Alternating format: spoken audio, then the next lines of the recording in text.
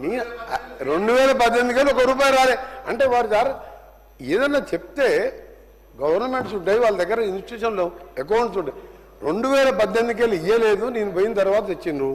మొన్న ఒక 1100 కోట్లు, అది ఈ సేతు బంధు కింద 1240 కోట్లు యాన్యువల్ ప్లాన్లో అప్రూవ్ చేయించుకున్నా. ఇవన్నీ వాస్తవాలు రికార్డ్స్లో ఉంటాయి. 2018 సిఆర్ఎఫ్ నువ్వు తెచ్చినట్టు ఎక్కడైనా ఒక పేపర్ చూపి. మీరు ఈ విధంగా సభను తప్పుదో పట్టద్దు. మేము 4450 కోట్ల రూపాయలు 15 బ్రిడ్జిలు కంప్లీట్ చేసినాం.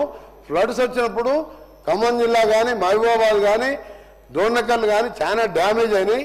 డ్యామేజ్ కింద కూడా రిపేర్ చేసినాం. మళ్ళీ డ్యామేజెస్కు ఎమర్జెన్సీ రిపేర్స్కు 500 కోట్లు మళ్ళీ ఇచ్చినాం. దాని టెండర్లు కూడా అయిపోయినాయి. అది కూడా రేపటికెళ్ళి వర్క్ స్టార్ట్ చేస్తున్నాం. మీ గౌరవ శాసనసభ్యులకు మాజీ ఆర్ఎంఎన్ ఇచ్చారు.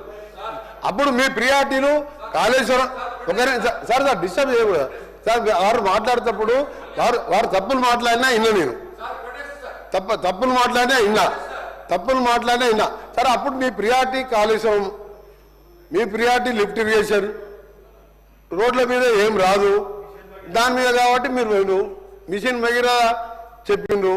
అది ఎక్కడ నీళ్ళు వస్తలేవు. ఇప్పుడు ఈ ఎండాకాలం మీకే తెలుస్తుంది ఎక్కడ పైపులు లేవు. అదే సరే, నేను వేరే సబ్జెక్ట్ డిబేట్ కాదే. ప్రశాంత్ రెడ్డి గారికి నేను ఛాలెంజ్ చేస్తున్నా. ఎస్క్రూ అకౌంట్ ఓపెన్ అయింది, వారం కింద ఎస్క్రూ అకౌంట్ అయింది.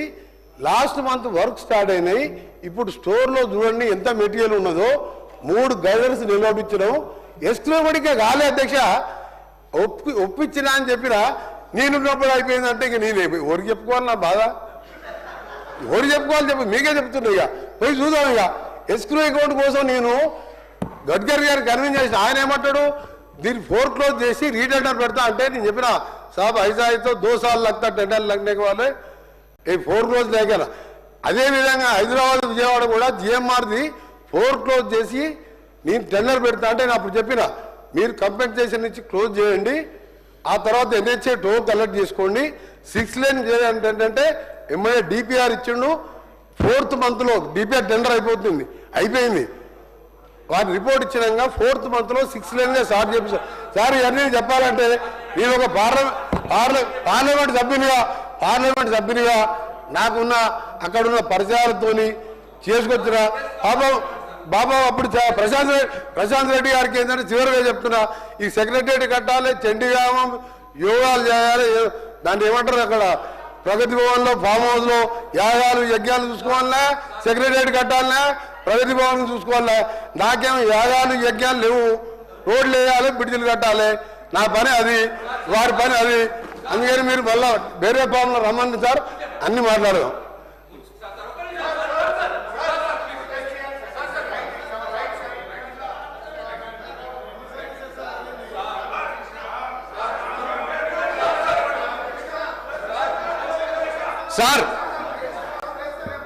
Sir thank you. 1 minute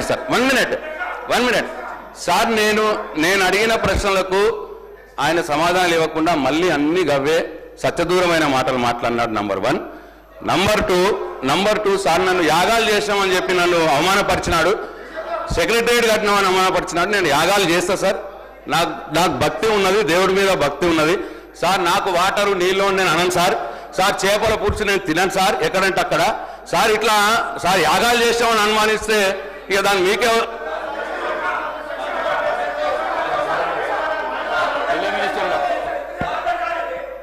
sir. మాకు ప్రశాంత్ రెడ్డి గారు అంటే గొప్ప గౌరవం ఉంది సార్.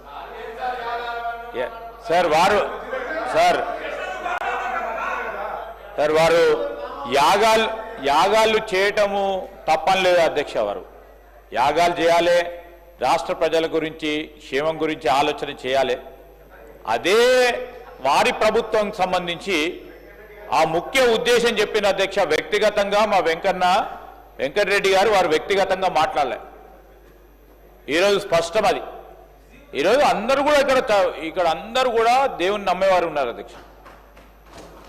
రోజు అందరూ కూడా పొద్దున్నే పూజ చేసి వస్తారు అధ్యక్ష. ప్రతి ఒక్కరు కూడా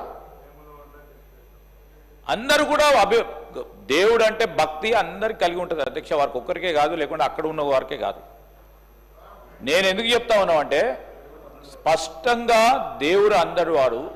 కానీ ప్రియారిటీ ఏ విధంగా ఇవ్వాలా అని చెప్పిండ్రు, బ్రాడ్గా చెప్పిండ్రు వెంకన్న. ఇప్పుడు వారి సమాధానానికి సంబంధించి స్పష్టంగా సమాధానం ఇచ్చిన తర్వాత కూడా ఆ విధంగా వారు సభ నుంచి పోవటం అనేది చాలా బాధాకరం, దురదృష్టకరం. ఎందుకంటే ఒకటే సంవత్సరంలో అధ్యక్ష మీరే ఆలోచన చేయండి, 4000 కిలోమీటర్లు, 10 సంవత్సరాల కాలం పాటు 3800 కిలోమీటర్లు. ఇదే చాలు అధ్యక్ష మా ప్రభుత్వం చేస్తా ఉన్న అభివృద్ధికి, మా లక్ష్యానికి, వారి ప్రభుత్వం 10 సంవత్సరాలు చేసిన అభివృద్ధికి ఇది బేరీదిగా తీసుకొని ప్రజలే బేరీది చేసుకొని ఏ ప్రభుత్వం ఏ విధంగా చేసింది, ఏ విధంగా చేయబోతోందని స్పష్టంగా మేము చూపెడతా ఉన్నాం. అయినా వేరే అర్థం తీసుకోకుండా ఒకటే నిమిషం సార్, నేను ఏం చెప్పినంటే ఎస్క్రూ అకౌంట్ సంబంధించి నా ఆదాయంలోనే జరిగింది అన్నప్పుడు ఇంకా కానే కాలేదు. ప్రిన్సిపల్ మొన్న లాస్ట్ వీక్ మా ఆఫీసర్స్ పోయి అక్కడ మోర్ సెక్రటరీ దగ్గర గడ్కరీ దగ్గర కన్విన్స్ చేయించి వర్క్ స్టార్ట్ చేసినాం. స్లాబ్స్ పడుతున్నాయి, నెక్స్ట్ మంత్ 3 స్లాబ్స్ చేస్తున్నాం, 18 మంత్లో కంప్లీట్ చేయాలనుకున్నాం. నేను ఎన్నిసార్లు పోయినో పేపర్లు వేసుకొని ఇవన్నీ వేసుకున్నాం. మేము ఆ వర్క్స్ నడుస్తున్నది. ఎస్క్రూ అకౌంట్ ఆయామంలో జరిగింది అన్నాడు. ఆయనకి ఏం చెప్పినంటే నేను ఒక క్యాజువల్గా ఈ సెక్రటరియట్ కట్టాలనే, ప్రగతి భవన్ చూసుకోవాలనే, యాగాలు యజ్ఞాలు అన్నిటికంటే ఎక్కాలేక ఎన్ని దేవాలయాలు పెట్టాం మాకే తెలియదు అధ్యక్ష. మేము వేణుగోపాల స్వామి నుంచి మొదలు పెడితే, రామాలయం నుంచి మొదలు పెడితే, బిగ్నూరులో శివాలయం కానించి మా ఫ్యామిలీ అన్ని గుళ్ళు కడుతూనే ఉంటాం. అందరికీ నమ్మకం, ఎవరి మతం మీద ఎవరి దేవుని మీద నమ్మకం. వారు దాని మీద కాదు అధ్యక్ష, నేను చెప్పిన సమాధానాలకు మైండ్ బ్లాక్ అయ్యి బయటికి పోయిపోయినాను. ఎందుకంటే ఒక బ్రిడ్జ్ కట్టలేను, 7 కిలోమీటర్ బ్రిడ్జ్ కట్టలేను, బ్రహ్మాండంగా కట్టిను. ఆఖరికి ఏం కట్టిన అంటే కూలిపోయిన కూలేశ్వరం కట్టిన తప్ప వాళ్ళతో ఏం కాదు. Question number serial number 6, question number 941 Shri Makkan Singh Raj Thakur. Development of Yellampalli and Godavarikhani has tourism centres. Tourism minister గారు. అధ్యక్ష, ఏ ప్రశ్నకు సమాధానం అవునండి. ప్రస్తుతం రాష్ట్రంలోని నదీ పరివాహక ప్రాంతాలలో